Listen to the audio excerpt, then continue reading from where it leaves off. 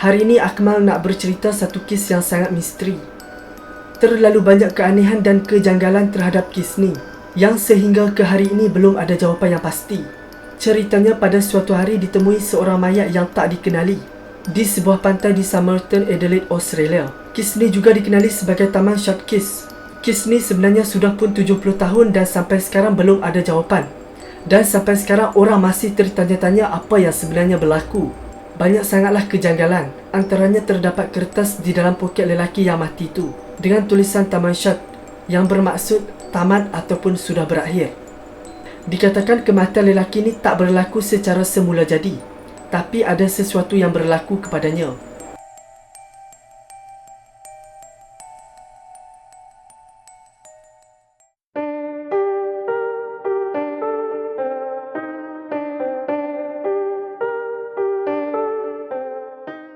Pada 30 November 1948, ada satu pasangan yang berjalan-jalan di pantai.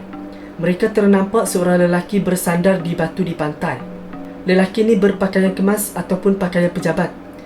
Boleh dikatakan tak sesuai lah orang yang berpakaian pejabat ke pantai, dengan baju, seluar dan bertali leher yang sangat kemas. Kasut dia pun berkilat. Kita pun tahu selalunya Mak Saleh kalau ke pantai mereka akan pakai pakaian renang ataupun sekurang-kurangnya short pant lah. Katanya pasangan ni ternampak lelaki tu seperti sedikit bergerak ataupun angkat tangan. Tapi mereka ingat mungkin dia mabuk, jadi mereka pun tak nak ganggu lah. So mereka pun beredar dari situ. Selepas pada tu ada lagi pasangan yang ternampak lelaki ni tersandar di batu. Tapi kali ni lelaki ni dihurung nyamuk. Macam pasangan yang tadi jugalah. Mereka ingat mungkin lelaki ni tertidur. Keesokannya pada waktu pagi, ada sekumpulan remaja yang berkuda ternampak lelaki ni terduduk ataupun tersandar di batu di pantai. Dan pasangan yang pertama tadi pun pergi ke pantai semula untuk berenang. Mereka pun ternampak lelaki ni masih berada di situ dalam keadaan yang sama. Jadi dari situlah mereka tahu yang lelaki ni sebenarnya sudah tak bernyawa. Bila pihak polis datang, pihak polis pun ceklah lelaki tu. Apa yang polis terjumpa satu tiket kereta api yang belum digunakan. Tiket bas, sikat, pemetik api, sekotak rokok dan chewing gum. Tapi semuanya adalah normal. Boleh dikatakan barangan-barangan biasalah. Tapi polis tak menemui dompet ataupun sebarang kad pengenalan ataupun ID. Jadi susahlah polis nak tahu siapa lelaki ni. Dan yang teraneh, semua pakaian dia termasuk underwear tak berlabel ataupun label dibuang. Jadi polis pun tak dapat nak kesan dari mana pakaian ni dibeli. Selalunya kalau kita beli baju, seluar ataupun apa-apa saja pakaian, akan ada label ataupun jenama baju. Tapi tidak berlaku kepada lelaki ni, sebab semua pakaiannya dibuang label, ataupun seolah-olah label ataupun jenama tu dihapuskan. Jadi menyukarkan pihak polis untuk selidik. Lagi aneh bila dibuat bedah siasat, cap jari dia ataupun fingerprint dia tak dapat dikesan. Tak ada sebarang maklumat tentang dia dalam database. Jadi polis pun tak tahu siapa lelaki ni. Tak ada sebarang maklumat dalam database, seolah-olah dia tak wujud. Masa bedah siasat tak ada sebarang luka-luka ataupun kesan dibunuh. Mereka beranggapan dia mati diracun. Tapi masa bedah siasat tu tak ada kesan-kesan racun. Masa bedah siasat cuma ada sisa roti, itu je lah. Jadi tak ada sebarang clue ataupun jawapan. Jadi pihak polis tak tahu punca kematian dia. Pihak polis sebarkan foto-foto dia di seluruh Australia dengan harapan adalah pihak yang datang ataupun waris yang datang untuk tuntut mayat dia. Tapi malangnya tak ada sesiapa pun yang datang menuntut mayat lelaki ni.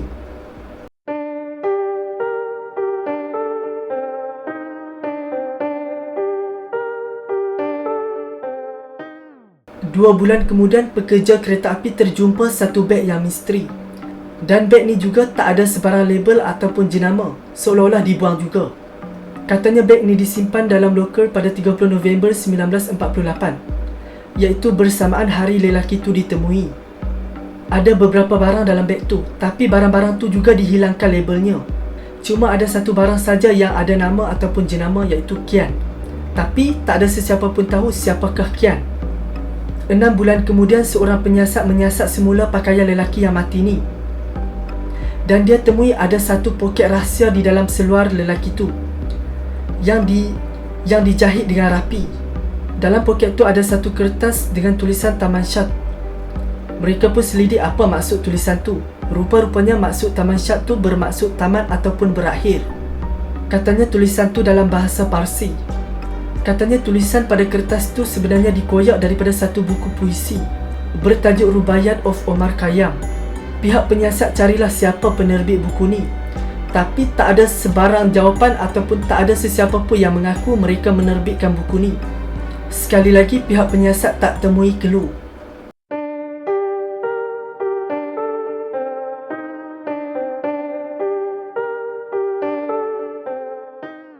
Di belakang buku ni, polis temui tulisan tangan yang polis percaya huruf-huruf ni adalah kod rahsia. Pihak tentera Australia cuba nak pecahkan kod rahsia ni, tapi mereka pun menyerah. Tak dapat nak pecahkan kod rahsia ataupun tak dapat jawapan. Kalau korang Google, terlalu banyak orang yang cuba nak pecahkan kod rahsia ni, tapi tak ada sesiapa pun yang berjaya ataupun tak ada sesiapa yang dapat jawapan. Walaupun terlalu banyak orang yang cuba nak pecahkan kod rahsia, tapi sampai sekarang tak ada sesiapa pun yang dapat jawapan dan tak ada sesiapa yang tahu apa maksud huruf-huruf tu. Selain kod rahsia, polis juga menemui satu nombor telefon. Bila polis selidik, rupa-rupanya nombor telefon tu dimiliki oleh seorang wanita bernama Jessica Allen. Jessica Allen ni seorang bekas jururawat. Yang anehnya, rumah Jessica ni hanya 500 meter daripada jarak lokasi penemuan mayat lelaki tu. Bila polis datang ke rumah Jessica, polis selidik dan tanya sama ada dia kenal lelaki ni ke tak. Jessica cakap dia tak kenal pun lelaki ni. Tapi Jessica kata dia pernah bagi buku rubaiyat ni kepada seseorang lelaki. So polis pun ingat mungkin lelaki tu adalah lelaki yang mati tadi. Rupa-rupanya lelaki tu masih hidup, jadi bukan lelaki yang mati itulah. Disebabkan tak ada sebarang jawapan ataupun clue tentang siapa lelaki ni, jadi polis pun buat satu replika wajah lelaki ni, dengan harapan boleh dirujuk semula ataupun bila ada bukti baru timbul yang boleh diguna pakai untuk membongkar kematian lelaki ni dan mencari identiti lelaki ni. Dikatakan bila polis bawa Jessica untuk melihat wajah replika tu, Jessica ni seolah-olah terkejut ataupun berubah wajahnya, tapi dia masih tak mengaku yang dia kenal lelaki ni. Setelah berpuluh-puluh tahun dia menafikan yang dia kenal lelaki ni. Pada tahun 2013 timbul pula kenyataan yang mengatakan lelaki ni sebenarnya spy ataupun perisik.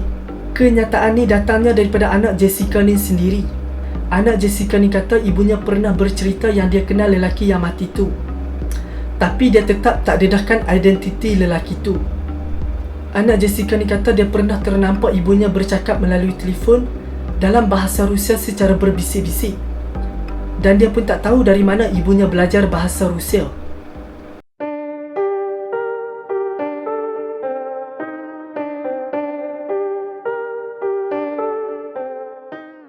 Bila ada kes misteri, maka akan adalah teori konspirasi.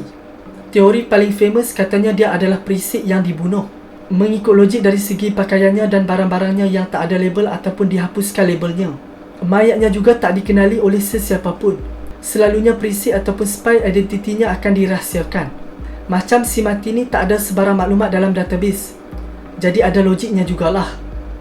Seorang profesor yang terhormat di Australia katanya lelaki ni adalah spy yang dibunuh dan ada kaitan dengan wanita bernama Jessica tadi ni. Katanya lelaki ni dibunuh dengan racun yang sangat bahaya. Betapa bahayanya racun ni sampai kalau dibedah siasat pun tak akan ada kesan. Mengikut teori profesor ni, katanya Jessica ni adalah seorang jururawat, jadi dia tahulah macam mana nak dapat racun tu. Mungkin lelaki ni gagal dalam misi dia dan dia tahu terlalu banyak rahsia, jadi dia dibunuh. Apa yang pasti itu hanyalah teori konspirasi. Sampai sekarang tak ada siapa pun yang tahu apa yang berlaku dan siapa lelaki ni. Dah pun 70 tahun tak ada jawapan, dan tak ada sesiapa pun yang dapat pecahkan kod rahsia tersebut. Kes ini dianggap salah satu misteri terbesar dunia. Setakat itu saja untuk video kali ini. Kalau anda suka, bolehlah consider untuk subscribe. Jumpa lagi.